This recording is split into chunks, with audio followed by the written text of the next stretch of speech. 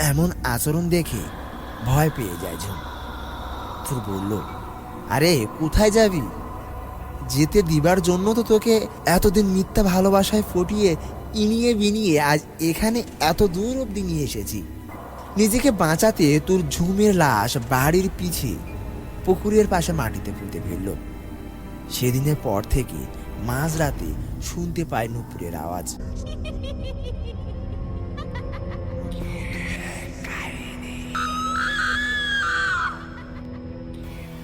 Hello listener, ভুতুড়ে কাহিনীর নতুন একটি ঘটনায় তোমাদেরকে স্বাগতম। আমাদের সাথে থাকার জন্য সকলকে অনেক অনেক ধন্যবাদ। প্রতিবারের ন্যায় আজও আপনাদের জন্য নতুন একটি ঘটনা, রোজকার মতো গল্প পাঠে আমি সঞ্জয়। তো চলুন শুরু করা যাক আমাদের আজকের ঘটনা।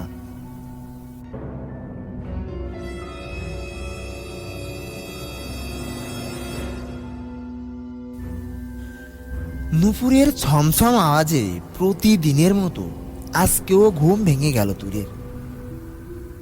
রোজ মধ্যরাতে এই একই সময় আওয়াজটা শুনতে পায় তুর, কিন্তু তেমন গা লাগায় না।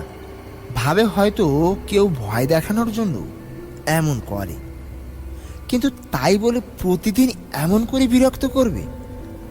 তাই আজ তুর বিছানা ছেড়ে বাইরে এলো দেখার জন্য যে কে এমনটা করছে। আষাঢ় মাসের শুরু, কিন্তু বৃষ্টির নাম গন্ধ নেই। খাঁ খা রোদ আর গা তাতানো গরম। আকাশ একদম চকচকে তারায় ভরা। এক ফালি চাঁদ উকি দিয়েছে এরই মধ্যে। অন্ধকার তেমন নেই বললে চলে। বাইরে বেরিয়ে মেন গেট খুলে তোর জানালার পাশে এলো, কারণ আওয়াজটা জানালার পাশে শোনা যায় রোজ। হাতে কোনো আলো না নিয়েই বের হয়েছে তুই, কারণ বাইরের সব কিছুই তো দেখা যাচ্ছে। জানালার পাশে এসে এদিক ওদিক ঘুরে ফিরে দেখলো, কিন্তু কিছুই নেই সেখানে। মনে মনে এক রাশি বিরক্তি নিয়ে বাড়ি ফিরে যাচ্ছিল।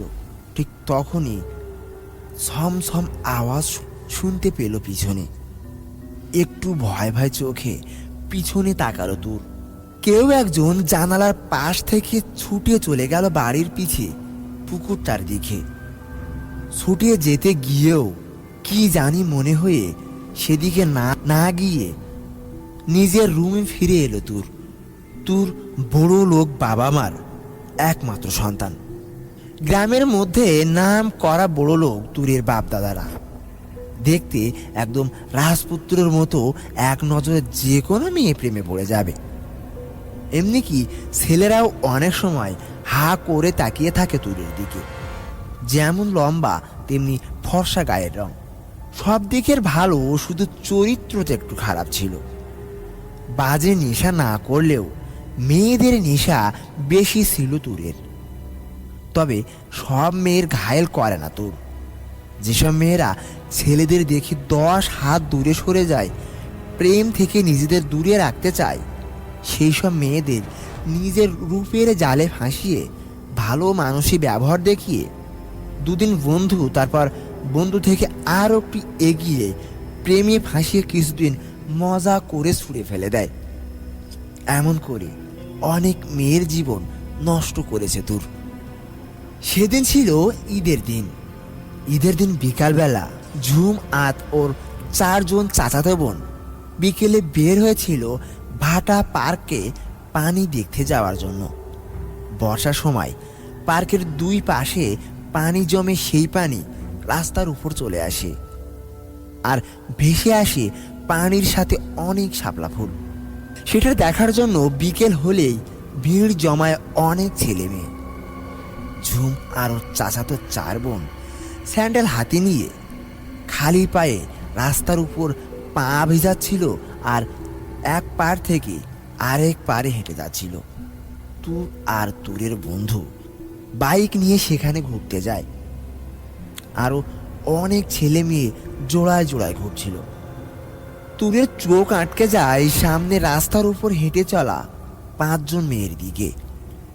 সবার মুখ না দেখা গেলেও পিছন থেকে অনেক সুন্দর লাগছিল 5 জন একসাথে হাত ধরে হাঁটছিল। সেটা সবার সালোয়ার সামান্য পা থেকে উঁচু করা ছিল যাতে ভিজিয়ে না যায়। মাঝখানে ছিল ঝুম। অন্য 4 জনের পায়ে নূপুর বা পায়েল ছিল না, কিন্তু ঝুমের পায়ে মোটা চওড়া নূপুর ছিল, যেটা হাঁটার তালে তালে ছমছম আওয়াজ করছিল। একেই পানির আওয়াজ, তার উপর নূপুরের আওয়াজ। আশেপাশের অনেকেই তাকিয়ে দেখছিল এই 5 কন্যাকে। তোর নিজের ফোন বের করে একটা ছবি তুলে নিল 5 জনের পিছন থেকে। মেয়েগুলো এক মনে হেঁটে সামনের উঁচুতে উঠে রিক্সা করে চলে যাচ্ছিল। তোর একবার খেয়াল করে দেখল যে ঝুমের পায়ে নূপুর ছিল, তার এক পায়ে নূপুর আছে আর এক পায়ে নেই। কি মনে করে তোর বাইক থেকে নেমে মেয়েগুলো যে দিক দিয়ে হেঁটে গিয়েছিল সেই দিক দিয়ে হাঁটতে লাগলো। কিছু দূর যাওয়ার পর দেখতে পেল পানির মধ্যে রাস্তার উপর পড়ে আছে নূপুরটি। আশেপাশে তাকিয়ে নূপুরটা তুলে নিয়ে পকেটে রেখে বাইক নিয়ে সে রিক্সাটিকে ফলো করতে লাগলো। রিক্সার নাগাল পেয়ে তবু তোর খেয়াল করে দেখলো পিছিয়ে বসা সেই মেয়ে যার নূপুর হারিয়ে গেছে। তোরের নেক্সট টার্গেট হলো ঝুম। বাইক থেকে ঝুমকে উদ্দেশ্য করে তোর বলল, এই যে মিস নূপুর আলী, আপনার পায়ের আরেকটা নূপুর কই? তোরের কথায় পায়ের দিকে তাকিয়ে হা করে চিৎকার করে উঠল ঝুম। তোর মুচকি হেসে বাইক ছুটিয়ে চলে গেল।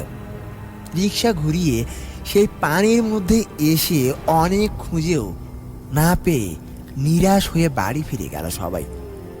সেদিনের পর থেকে রাস্তাঘাটে গাড়ি যেখানেই ডাকা হয় সেখানেই তোর ঝুমকে বলে, নূপুর পেয়েছেন? এমনকি পিছনে ঘুরতে ঘুরতে একসময় ঝুম আর তুরের বন্ধুত্ব হয়ে যায়। কিন্তু তুর ঝুমকে এখনো বলেনি যে সে নূপুরের কথা। ঝুম সবসময় চাইতো সে যাকে ভালোবাসবে, বিয়ে করবে, সে যেন নামাজি ছেলে হয়, ভদ্র হয়, কম কথা বলে।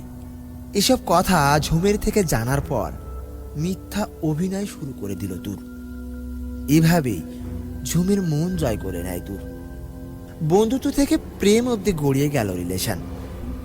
সেদিন ছিল তুরের জন্মদিন। তোর ঝুমকে ইনভাইট করে নিজের বাড়িতে। বাড়িতে ছোটখাটো একটা পার্টি দেয় তোর। কিছু কাছের বন্ধুদের দাওয়াত করে। ঝুম প্রথমে আসতে রাজি ছিল না, কারণ পার্টি ছিল রাতে। তুরের অনেক জোরাজোরিতে মন রক্ষার্থে রাজি হয়ে গেল ঝুম। সন্ধ্যা 7টায় পৌঁছে গেল তুরের বাড়ি। বাইরে থেকে কোনো সাড়া শব্দ নেই, মনেই হচ্ছে না বাড়িতে পার্টি আছে। কলিং বেল চাপলো ঝুম। 3বার চাপার পর দরজা খুলে দিল। ঝুমকে অসাধারণ সুন্দর লাগছে। জামদানি লাল শাড়ি, হাতে লাল রেশমি চুড়ি, খোলা চুলে যেন মনে হচ্ছিল লাল পরি। ঝুম প্রশ্ন করল, কি হলো? কি দেখছো এইভাবে? হ্যাঁ, আমি মানুষ দেখছি নাকি পরি? আসো আসো, ভিতরে আসো। ঝুম ভিতরে ঢুকেই একটু অবাক হলো। আশেপাশে কেউ নেই, পার্টির কোনো চিহ্নও নেই। ঝুম প্রশ্ন করল, আর কেউ নেই? সবাই কোথায়? ঝুমের কথায় হো হো করে হেসে উঠল তোর। তোর বলল, সরি ঝুম, আসলে আজকে আমার জন্মদিন না। আমি মিথ্যে বলেছিলাম তোমায়। আসলে বাড়িতে কেউ নেই, মা বাবা নানার বাড়ি গেছে, তাই ভাবলাম তোমায় আসতে বলি। কিন্তু তুমি তো এমনিতেই আসতে না, তাই এই মিথ্যা কথাটা বলা। সরি বাবু। ঝুম বলল, ছি তুর ছি, তুমি একবার আমার কথাটা ভাবলে না? একা বাড়িতে আমি আর তুমি থাকলে কেউ জানলে কি বলবে? আমি এখনই চলে যাব বলেই ঝুম চলে যাচ্ছিল। তখনই পিছন থেকে ছম ছম আওয়াজ হচ্ছিল। ঝুম পিছে ফিরে দেখে তার সেই একটা নূপুর তুরের হাতে। সেটাই তুর নাড়িয়ে আওয়াজ করছে। ঝুম প্রশ্ন করলো, এই নূপুর তুমি কই পাইলে? তুর বলল, এটা সেদিন আমি পার্কে পেয়েছিলাম, তোমায় সারপ্রাইজ দিব বলে এখানে রেখেছি এইভাবে, আর তুমি আমায় ভুল বুঝলে। কিন্তু কোনো কিন্তু না, আমি নিজে হাতে পরিয়ে দিতে চাই তোমার নূপুর। তোর নূপুর নিয়ে ঝুমের পায়ে পরিয়ে দিয়ে দাঁড়ালো। ঝুমের দুগালে হাত দিয়ে কপালে আলতো করে ছুঁয়ে দিল নিজের ঠোঁট। ঝুম কিছুটা অস্বস্তি বোধ করে নিজেকে সরিয়ে নিল। তুরের থেকে বিদায় নিয়ে চলে আসতে চাইল, কিন্তু পিছন থেকে জড়িয়ে ধরল ঝুমকে তুর। কোনো খারাপ কিছুর আভাস পাচ্ছিল ঝুম, তাই জোর করে বেরিয়ে আসছিল। তখনই তুর ধাক্কা দিয়ে মেঝেতে ফেলে দেয় ঝুমকে। এমন আচরণ দেখে ভয় পেয়ে যায় ঝুম। তুর বলল, আরে কোথায় যাবি? যেতে দিবার জন্য তো তোকে এতদিন মিথ্যা ভালোবাসায় ফটিয়ে ইনিয়ে বিনিয়ে আজ এখানে এত দূর অব্দি নিয়ে এসেছি। এত সময় অন্য মেয়েদের দেইনি, যত সময় তোর পিছে দিয়েছি। আজ সময় আর খেল খতম। ঝুম অনেক অনুরোধ করে ওকে ছেড়ে দেওয়ার জন্য, কিন্তু কোনো লাভ হলো না। তুর আস্তে আস্তে এগিয়ে যেতে লাগলো ঝুমের দিকে। নিজেকে বাঁচাতে ঝুম উঠে দাঁড়ালো। হাতের কাছে কিছু না পেয়ে দেয়াল থেকে একটা ওয়ালমেট খুলে তুরের দিকে ছুঁড়ে মারল। সেটা গিয়ে তুরের কপালে লাগলো। তুর বেশ রেগে গেল। রাগটা এত বেশি হয়ে গেল যে পাশে থাকা ট্রি টেবিল তুলে ঝুমের মাথার উপরে মারল। নিস্তেজ হয়ে পড়ে গেল ঝুম। মাথা ফেটে রক্ত বের হচ্ছে ফিনকি দিয়ে। নিজেকে বাঁচাতে তোর ঝুমের লাশ বাড়ির পিছে পুকুরের পাশে মাটিতে পুঁতে ফেলল। সেদিনের পর থেকে মাঝরাতে শুনতে পায় নূপুরের আওয়াজ, কিন্তু সেটা তুর বুঝতে পারে না। আজ রাতে আবারও মাঝরাতে নূপুরের আওয়াজ ভেঙে গেল তুরের। আজকেও তোর বাইরে বেরিয়ে জানালার কাছে গেল। মনে হলো কেউ দৌড়ে পুকুর পাড়ে গেল। তুরও সেই দিকে গেল। পরদিন সকালে গ্রামের লোকজন পুকুর থেকে তুরের মরা দেহ উদ্ধার করে।